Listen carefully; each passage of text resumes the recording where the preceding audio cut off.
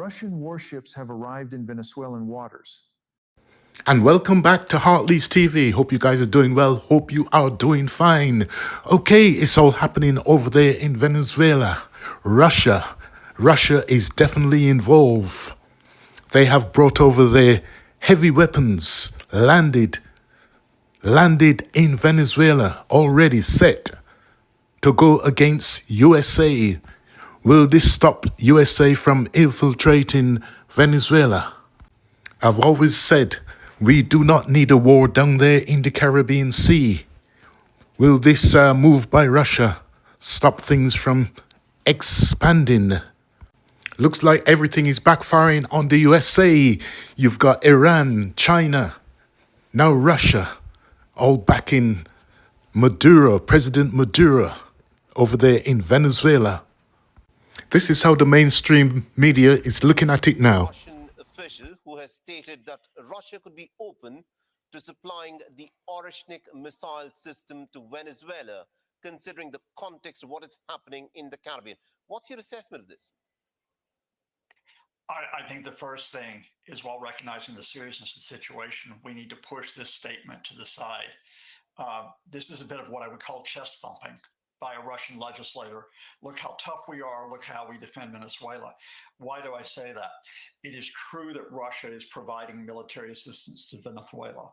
They are providing small arms, as you mentioned. They may be providing surface-to-air missiles, but those are mainly defensive missiles. They are providing support for some aircraft, but all of that can be seen as defensive weaponry. The Oreshnik missile is an offensive missile. And if you actually gave that to Venezuela, you actually would raise the stakes on this, and you actually would be challenging the Americans probably to come in and attack rather than to stand back. So I think we can talk about why this is a serious situation and focus on what is really happening while dismissing a little bit of what is effectively propaganda with the Oreshnik. This could be posturing by Alexei Zhurelyev. The reason why this is significant, one would assume, is because he happens to be the deputy chairman of the Russian State Duma's Defense Committee. But even if this is posturing, the fact that one of the key Russian officials here is keen on saying what he has said, that the Russians could be open to supplying something like the Oreshnik. Even if the Russians don't supply the Oreshnik, the fact is there are reports which indicate that the Russians could be open to supplying stuff such as the S-300 air defense systems. How do you see this kind of Russian help to the Venezuelans in what possibly is going to be a clear proxy conflict? Yeah, I mean, let's be clear. You're absolutely right. A legislator like this will be connected with the Kremlin. So this is effectively a Kremlin message that says, we're tough, but if I can give you the context very quickly, if we're talking about reality, this is the same week when Vladimir Putin is saying we have the new Bureveshnik nuclear-powered missile that can travel long distances. We have the Poseidon, what is effectively a naval drone, but called a super torpedo, which is nuclear-powered. In large part because the Ukraine invasion, Russia's in a bit of trouble. They're posturing here. But of course, the U.S. has raised the stakes on Venezuela. So what is important here? What Russia is saying here is if the U.S. is going to attack you, we're not going to leave you defenseless. And that's why the reference to the S-300s is important. That is a defensive missile to try to knock out any American attacks, say by cruise missiles, that would take place. It's the Russians saying, we're there, we're involved in Latin America behind you. But the reality here is that I think what's going on in Venezuela is actually more at the political, economic, and the covert level. All those American warships that are off the coast of Venezuela, the aircraft carrier, the 8 other warships, the support ships, all the strikes on fishing boats saying these are drug smugglers is to try to stir up unrest in Venezuela. It's to try to make them uncertain.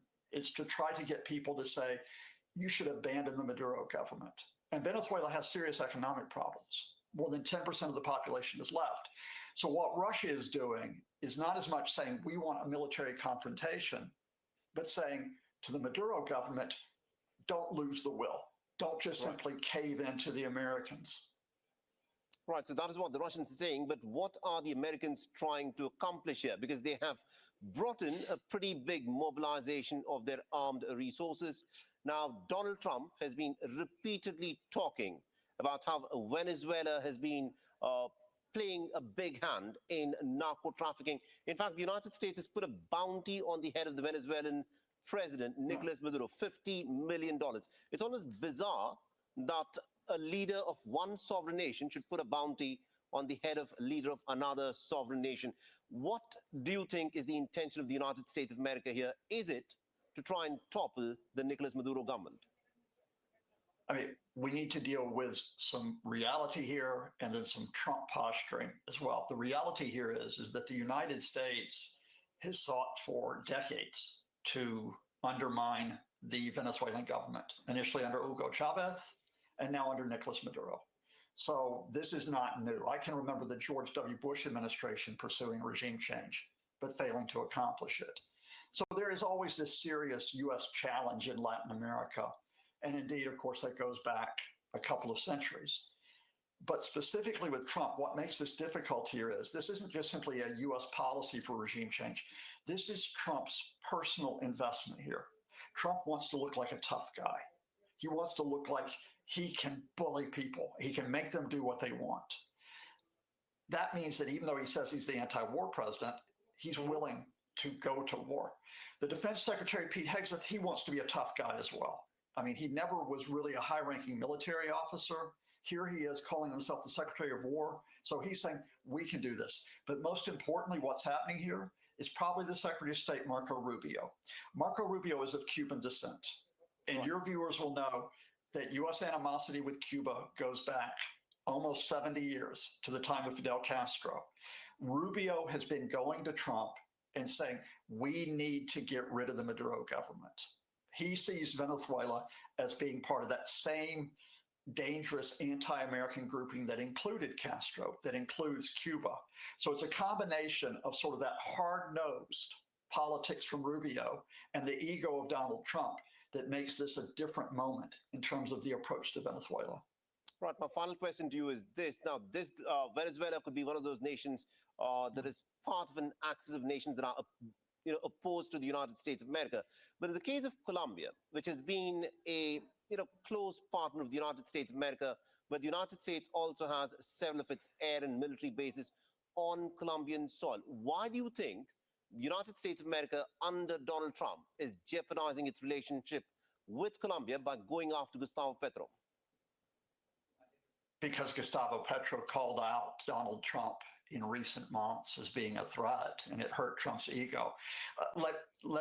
It's so hard to separate spin from reality, but let's say this first of all, that there is no rationale for regime change in Venezuela because of drugs.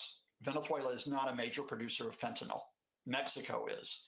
Venezuela is not a major producer of cocaine. Bolivia, Peru, and Colombia are. So ironically, there is a rationale to put pressure on Colombia because of the issue of cocaine. But the reason why the U.S. is doing this is that having had this alliance with Colombia, which includes the military alliance that you've mentioned, and this goes back decades, Donald Trump is upset by Gustavo Petro coming out and calling him out. Right. And it's as simple as that. Because please remember, we're not just talking about Colombia and Venezuela. This is the same week where Donald Trump has threatened to go to war in Nigeria on the pretext that he's protecting Christians from Muslims. You've got an unpredictable, chaotic president. You've got a Venezuela with serious economic issues, a repressive government, and that is a recipe, leaving the Russians aside, for bad things to happen. Nothing good can come out of this.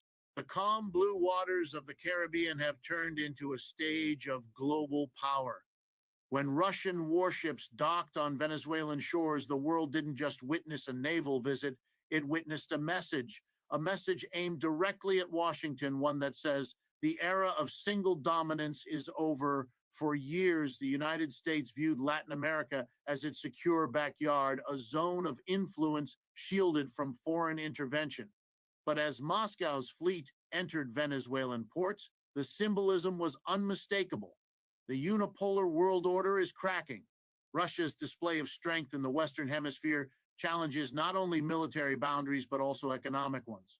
It represents a shift where alliances are no longer dictated by fear, but by strategic necessity. Behind the headlines lies a deeper story. Venezuela, under crippling sanctions and isolation, has invited a global power to its doorstep, not for mere protection, but for partnership. This is not just a military alliance, it's an economic and geopolitical handshake between two nations united by a common adversary. While Washington issues statements of concern, Caracas responds with oil exports to Moscow and access to strategic ports in return. The world is watching the Caribbean transform into a chessboard. NATO satellites track every Russian vessel, while U.S. naval forces in the region subtly shift formation. The Pentagon insists this deployment poses no immediate threat, but their actions, heightened surveillance, and quiet troop movement tell another story. The threat isn't direct warfare, it's symbolic defiance. The Russian fleet's presence carries a deeper warning.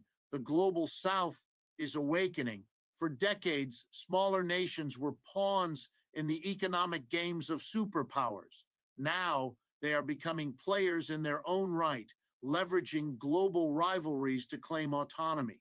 Venezuela, once crushed under sanctions and isolation, now stands as a symbol of resistance, a nation betting on multipolarity in an era when global dominance is no longer guaranteed by might alone. This isn't merely about ships and strategy. It's about a changing world order where geography is being rewritten by ambition and alliances are shaped not by ideology, but by necessity. The question now is simple yet dangerous. How far will Washington go to remind the world who still controls the waters of the Western Hemisphere? Beneath every headline of warships and military drills lies a quieter but deadlier battlefield, the global economy.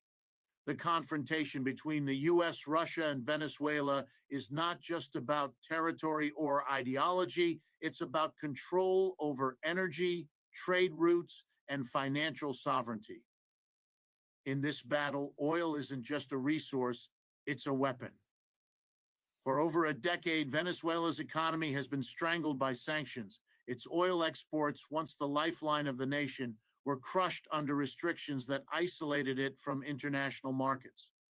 The goal was clear: economic suffocation leading to political submission. Yet, in a twist that Washington didn't predict, Venezuela turned eastward toward nations willing to exchange support for access to one of the world's richest oil reserves.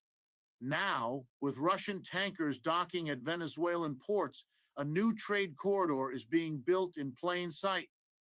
Russian state energy companies are quietly securing deals that bypass the US-dominated dollar system. Payments in rubles, yuan, and even cryptocurrencies are reshaping Venezuela's financial landscape, carving out a parallel economy resistant to Western sanctions. This isn't just trade, it's rebellion through economics, and it's working.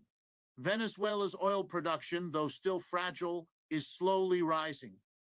The flow of Russian technology and capital has reignited refineries that once stood silent. In return, Moscow gains direct access to Latin America's oil reserves, a strategic win that strengthens its global energy influence. Meanwhile, U.S. corporations, once dominant in the region, watch from the sidelines, restricted by their own government's sanctions. This economic cooperation extends beyond oil. Russia has begun investing in Venezuela's gold mining, telecommunications, and defense sectors, weaving a web of dependency that ensures both nations remain intertwined. It's not a one-time alliance, it's a long-term restructuring of power built brick by brick through shared defiance. Behind closed doors, U.S. policymakers are aware of what's happening. Every ruble spent, every barrel exported, chips away at the dominance of the dollar, the foundation of American power since World War II. The sanctions designed to isolate Venezuela have inadvertently accelerated the rise of an alternative economic order, one where the West's control over global finance is no longer absolute. This is the quiet revolution, fought not with missiles, but with markets. And as more nations feel the pressure of sanctions, they're watching Venezuela's survival closely, learning how to resist through strategic partnerships. The Caribbean, once an afterthought in global economics, is becoming the new frontier of financial rebellion. While the world debates the economics of oil and sanctions, something far more alarming is happening beneath the surface. A gradual quiet shift in military power across the Western Hemisphere. The docking of Russian warships in Venezuela was not a random show of force. It was a calculated signal, both to allies and adversaries, that the military geography of the Americas is no longer uncontested. For decades, the Caribbean and Latin America have been treated as a U.S. military sphere, protected by fleets, bases, and surveillance networks stretching from Miami to Puerto Rico. No nation dared to challenge this balance, not since the Cuban Missile Crisis. But now, 60 years later, the echoes of that moment are returning. This time, not with nuclear missiles, but with strategic positioning, radar systems, and naval logistics. Russian defense officials have long studied the vulnerabilities of the U.S. military structure in the Western Hemisphere. Their conclusion was simple: America's strength relies on distance. Most of its military dominance operates from afar, through long supply chains, advanced drones, and global bases.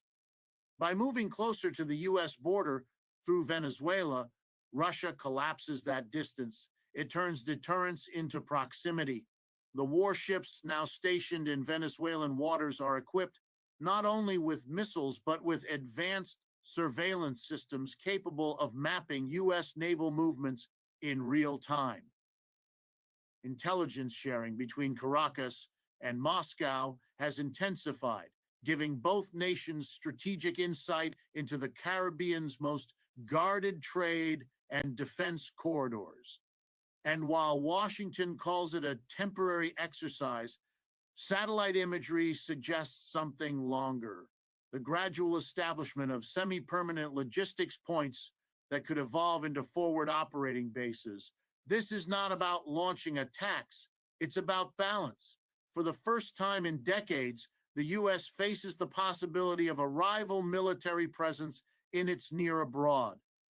It's psychological warfare, forcing the Pentagon to divert attention, resources, and strategy from Europe and Asia to its own hemisphere. Every Russian maneuver near Venezuelan waters triggers immediate U.S. response protocols. It's a game of nerves, and the one who blinks first loses influence. Behind the scenes, regional players are watching carefully. Nations like Brazil, Cuba, and Nicaragua are reconsidering their military alignments, weighing independence against dependency. The U.S. Navy's quiet buildup in nearby waters, coupled with diplomatic visits and security cooperation offers, reveals one truth: Washington feels the tremor. This military realignment is not just about ships or bases, it's about sovereignty. A nation standing against decades of external control, backed by a partner bold enough to defy global boundaries. As the Russian fleet glistens under the Caribbean sun, one fact becomes undeniable: the hemisphere's military landscape has changed forever.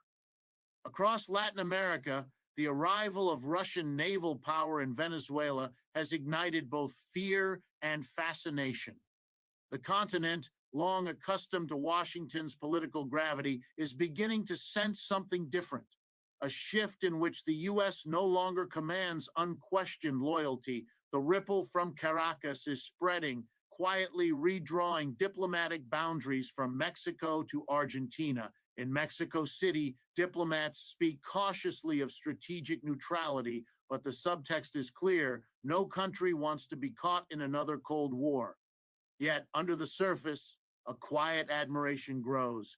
Venezuela's defiance resonates across governments frustrated with decades of U.S. intervention and economic leverage. In private meetings, ministers whisper what they cannot say publicly, that the region is ready for balance, not dominance. Brazil, Latin America's largest economy, finds itself walking a fine line. Its leadership recognizes the value of U.S. trade, but also sees opportunity in a multipolar future. Behind the curtain of official neutrality, Brazilian defense experts are studying Russia's re-entry into the region, not as a threat, but as a potential counterweight that grants Latin nations bargaining power long denied to them. Cuba and Nicaragua, historic allies of Venezuela, have openly celebrated the move. Their ports are reportedly preparing for increased maritime collaboration while intelligence exchanges quietly deepen. This signals a return of bloc politics, but this time, Latin America is not merely an arena for superpower rivalry. It's becoming a participant, crafting a regional identity built on shared resistance to economic coercion. Meanwhile, Argentina and Chile take a more cautious stance, aware that defying Washington could risk economic retaliation. But even among their cautious leaders, there's a new tone in public discourse. Discussions about sovereignty, economic self-determination, and the moral right to choose alliances without foreign pressure. That's a conversation the U.S. hasn't had to face in Latin America for decades. Washington's traditional diplomacy, promises of aid, trade, and security, suddenly feels outdated. The region's younger leaders are watching Venezuela not as a pariah, but as a case study in survival. When sanctions failed to break Caracas, it sent a message louder than any naval siren: resistance can work. And now, regional institutions like CELAC and UNASUR are quietly reviving talks about a collective defense framework, one independent of U.S. oversight. The seeds of a new Latin autonomy are being planted in the shadow of Russian ships. What's emerging is not just a diplomatic reaction, but a continental awakening. Latin America, once the chessboard of great powers, is learning to move its own pieces. And as this realization spreads, Washington's influence, long taken for granted, begins to fade into the past. In the halls of Washington, the tone has changed. What began as quiet observation has turned into late-night security briefings, classified memos, and tense whispers among policymakers. The sight of Russian warships in the Caribbean isn't just a diplomatic inconvenience. It's a psychological wound. For the first time in decades, the U.S. must confront a reality it long believed impossible. It is being challenged in its own hemisphere. Behind closed doors, intelligence agencies scramble to assess the depth of Russia's presence in Venezuela. Reports from the CIA and Pentagon detail not only military cooperation, but the establishment of encrypted communication channels, radar installations, and energy infrastructure protected under joint security agreements. The fear isn't that Russia will launch an attack, it's that their presence will normalize. Once the extraordinary becomes ordinary, Washington loses control of its narrative. Sanctions, Washington's favorite weapon, are again on the table. New restrictions targeting Venezuela's defense and banking sectors are being drafted. But internally, officials admit their diminishing power. The global economy has changed. Sanctions that once isolated now motivate nations to build alternatives. Venezuela's continued survival under economic siege has exposed a truth Washington hoped to hide. Coercion no longer guarantees compliance. At the State Department, diplomats push for regional solidarity. They call on Colombia, Panama, and the Dominican Republic to maintain regional security cooperation. Yet behind polite language lies desperation. These nations, tired of being pawns, are reluctant to reignite old allegiances. The U.S. is discovering that influence built on fear fades faster than power built on respect. The Pentagon's tone, too, has shifted. Military analysts admit that direct confrontation would be politically disastrous. Instead, they advocate containment by presence, expanding surveillance networks, reactivating dormant naval bases, and increasing patrols near Venezuelan waters. But even this comes at a cost. Every ship deployed to the Caribbean is one less ship positioned in the South China Sea or Eastern Europe. America's empire is stretched thin, and rivals know it. The White House, meanwhile, faces a dilemma: escalate and risk a new Cold War, stay silent and signal weakness. Either choice reveals a painful truth: the age of absolute dominance is ending. The world is watching Washington not as a leader, but as a power forced to adapt to limits it once imposed on others. Yet perhaps the most unsettling realization within Washington's walls is not about ships or sanctions. It's about perception. Around the globe, nations see this as proof that defiance is possible. The myth of US invincibility, once unquestionable, now trembles. And as the empire calculates its next move, the world begins to whisper a question once considered unthinkable: if the US can be challenged at home, where can it not? While warships and oil deals make headlines, another battle rages in silence: the war for perception. In today's world, information is the new artillery, and whoever controls the narrative controls the mind of the masses. As Russian vessels anchor in Venezuelan ports and US policymakers scramble, the real conflict unfolds on television screens, news feeds, and social platforms around the globe. Western media immediately framed the Russian arrival as provocation, aggression, and destabilization. The tone was urgent, almost fearful, warning that Moscow was testing American resolve. Yet, beyond the dramatized headlines, few asked a simple question: why now? The absence of analysis is not accidental. It's strategic. A frightened public is easier to guide, easier to unify behind policy decisions already written in advance. Across Latin America, however, the story sounds different. Local journalists describe the event as a reclaiming of sovereignty, an assertion of independence, and a shift toward multipolar reality. In Venezuela itself, state media paints the alliance as the beginning of a new era, one where the nation finally steps out from under the shadow of economic strangulation. The same event, two opposing narratives, truth fractured into propaganda. Social media, once a tool of liberation, now amplifies this divide. Western platforms flag alternative voices as disinformation, while state-backed outlets push curated stories that serve political goals. Between the algorithms and the agendas, facts drown in noise. What remains is emotion, anger, pride, fear, all carefully shaped to keep societies divided.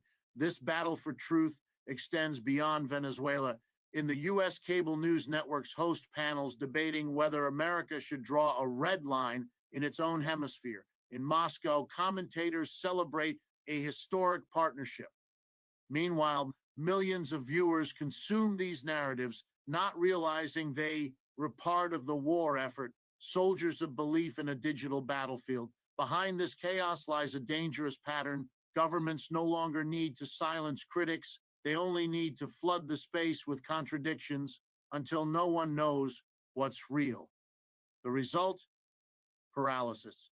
When truth itself becomes uncertain, power becomes absolute. And yet, in the noise, a quiet realization is growing. People are learning to question, to cross-check, to think beyond the scripts written for them. Independent journalists and analysts scattered across continents are rebuilding what mainstream media abandoned: context. They remind the public that geopolitics isn't about good and evil, it's about interest and survival. In this war of words, perhaps the greatest casualty isn't trust or reputation, it's understanding. The world watches the Caribbean through competing lenses, not realizing that while attention is fixed on the surface, the deeper transformation of global power continues unnoticed. What began as a single naval arrival has now evolved into a symbol of global transformation. The alliance between Russia and Venezuela is no longer a regional story. It's a mirror reflecting the cracks in a century-old world order. Across continents, governments, investors, and citizens are beginning to realize the world is shifting from dominance to balance, from control to competition, from obedience to resistance. Every major power senses the tremor. In Europe, policymakers privately admit the Atlantic Alliance no longer commands the same fear or loyalty. Nations once tightly aligned with Washington now weigh the cost of dependence against the benefit of autonomy. In Asia, Beijing observes carefully, aware that every Western misstep in the Americas strengthens the argument for a new multipolar structure. And in Africa, leaders under decades of financial control are beginning to see a blueprint in Venezuela's defiance, a roadmap for sovereignty. This is not merely a geopolitical event, it's an ideological reckoning. For the first time since the end of World War II, the foundation of Western dominance, the dollar, the military presence, the cultural influence, is being openly contested. What we are witnessing is not chaos, but reorganization, a global realignment where nations no longer accept dictated futures, but demand negotiated ones. Yet, amid this change, the danger is clear. Instability follows transition. The more the old powers resist, the more volatile the world becomes. The pressure on Venezuela may intensify. Propaganda may deepen. The risk of miscalculation, of a single incident spiraling into confrontation, grows by the day. But despite the risk, this moment holds something rare, the potential for rebalance, for nations long silenced to finally speak on equal terms. For ordinary people, the viewers, the thinkers, the observers, this is your time to pay attention. What unfolds in Caracas and Moscow, in Washington and Beijing, will determine not just foreign policy, but your daily reality, from oil prices to digital freedoms. The narratives you consume today shape the future you inherit tomorrow. My concerns in this war to be, if it's going to happen over there in Venezuela, is a small country, Trinidad and Tobago.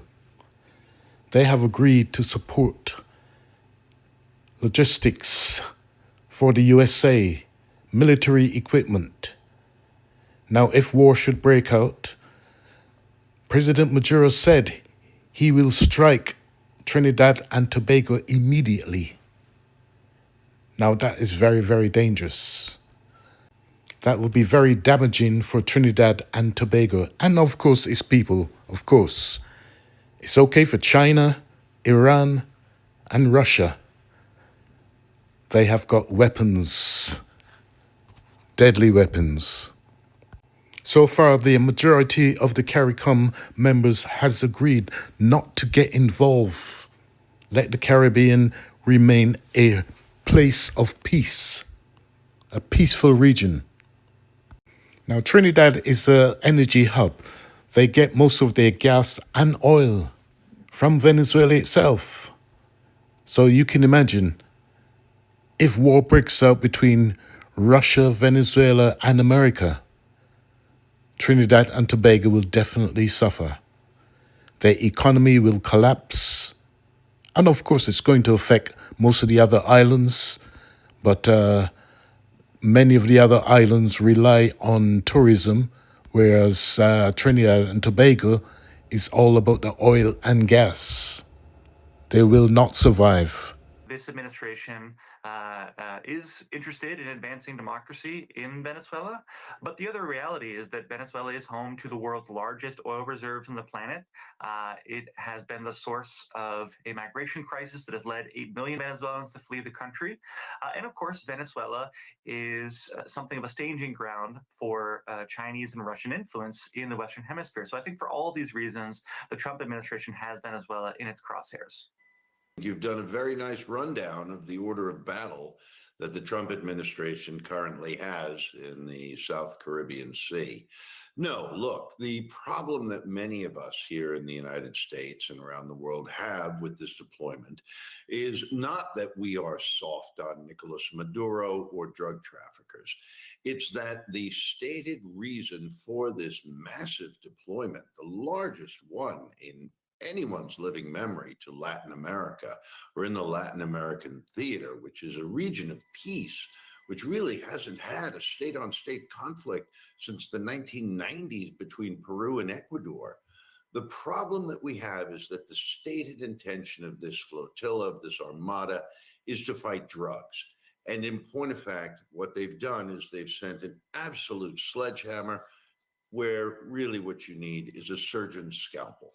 So no, I would say the answer is there's no reason that this deployment will be any more effective in combating the transshipment of drugs than has been the Coast Guard's way of doing it under the rule of law for the past 40 years. My experience, both as a young Marine helicopter pilot flying off one of the ships that's stationed down there right now, as well as an American diplomat working 30 odd years and working a lot of counter narcotics activities in Latin America, is that this is so patently and manifestly the wrong tool for the job that there has to be an ulterior motive.